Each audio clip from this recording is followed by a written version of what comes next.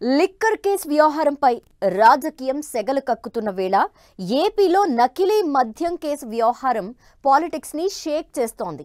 ఇందులో టీడీపీ నాయకులకు ప్రమేయం ఉందని ఆరోపణలు రావడంతో ఈ వ్యవహారంలోకి సీఎం చంద్రబాబు డైరెక్ట్ గా రంగంలోకి దిగారు.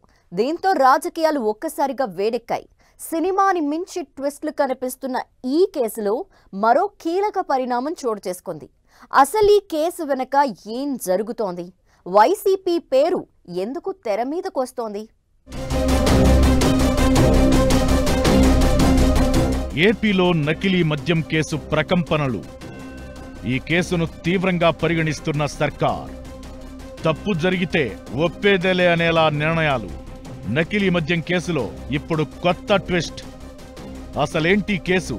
ఏం జరుగుతోంది? ఏపీలో నకిలీ మద్యం వ్యవహారం కలకలం రేపుతోంది. అన్నమయ్య జిల్లా ములకల చెరువులో భారీగా నకిలీ మద్యం దొరికింది. ఈ వ్యవహారాన్ని కూటమి ప్రభుత్వం సీరియస్ గా తీసుకుంది. సీఎం చంద్రబాబు డైరెక్ట్ గా రంగంలోకి దిగి దీనిపై సమీక్ష నిర్వహించారు. సీరియస్ యాక్షన్ తీసుకున్నారు. ఈ విషయంలో టీడీపీ నాయకుల ప్రమేయంపై వివరాలు తెప్పించుకున్న చంద్రబాబు ఆరోపణలు ఎదుర్కొంటున్న వారిపై తక్షణం చర్యలు తీసుకోవాలని ఆ పార్టీ రాష్ట్ర అధ్యక్షుడు పల్లా శ్రీనివాసరావును ఆదేశించారు.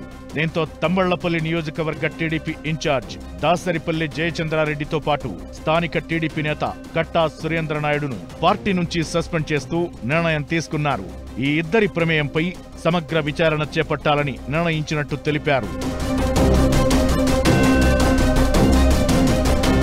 ఇక ఈ వ్యవహారంలో జయచంద్రారెడ్డి వ్యక్తిగత కార్యదర్శి రాజేష్, సన్నిహితుడు జనార్దన్ రావు, సమీప బంధువుల పాత్ర ఉన్నట్లు నిర్ధారణ కావడంతో వారిపై ఎక్సైజ్ అధికారులు కేసు నమోదు చేశారు.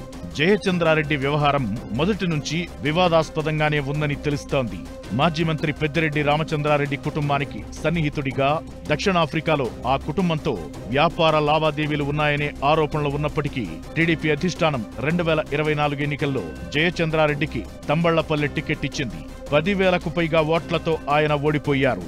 ఎన్నికల్లో గెలుపు కోసం ఆయన ఏమాత్రం కృషి చెయ్యలేదని అప్పట్లో టీడీపీ వర్గాలు ఆరోపించాయి. కూటమి ప్రభుత్వం ఏర్పడిన మొదటి నుంచి నియోజకవర్గంలో అన్ని వర్గాలను సమన్వయం చేసుకుని వెళ్లడం లేదనే ఆరోపణలు ఉన్నాయి. ఇప్పుడు నకిలీ మద్యం వ్యవహారం మెడకు చుట్టుకోవడంతో అధిష్టానం ఆయనపై వేటు వేసింది.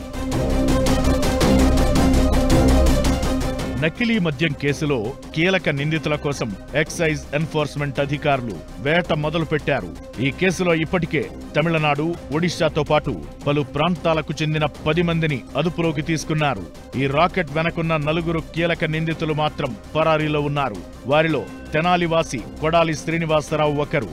అయితే ఈ కేసుకు సంబంధించి సంచలన విషయాలు వెలుగులోకి వస్తున్నాయి. వైసీపీ ప్రభుత్వ కాలం నుంచి నకిలీ మద్యం రాకెట్ యథేచ్ఛగా సాగుతోందని, అప్పటి ప్రభుత్వ పెద్దల అండదండలతో సాగించిన దందాను కూటమి సర్కార్ వచ్చాక టీడీపీ నాయకుల సాయంతో కొనసాగిస్తున్నారనే గుసగుసలు వినిపిస్తున్నాయి. అప్పటి ఓ వైసీపీ కీలక నేతకు శ్రీనివాసరావు బంధువని, అతడి అండతోనే గత ప్రభుత్వంలోని 5 ఏళ్లు గుంటూరు జిల్లా తెనాలి, గుంటూరు, బాపట్ల జిల్లా రేపల్లె, చెరుకుపల్లి, నిజాంపట్నంలో నకిలీ మద్యం సీసాలను ప్రభుత్వం మద్యం దుకాణాలకు సరఫరా చేసి డబ్బు వెనకేసుకున్నారనే ప్రచారం జరుగుతోంది. నకిలీ మద్యం కేసుకు సంబంధించి సీఎం చంద్రబాబు రంగంలోకి దిగడం ఇప్పుడు హాట్ టాపిక్ అవుతోంది.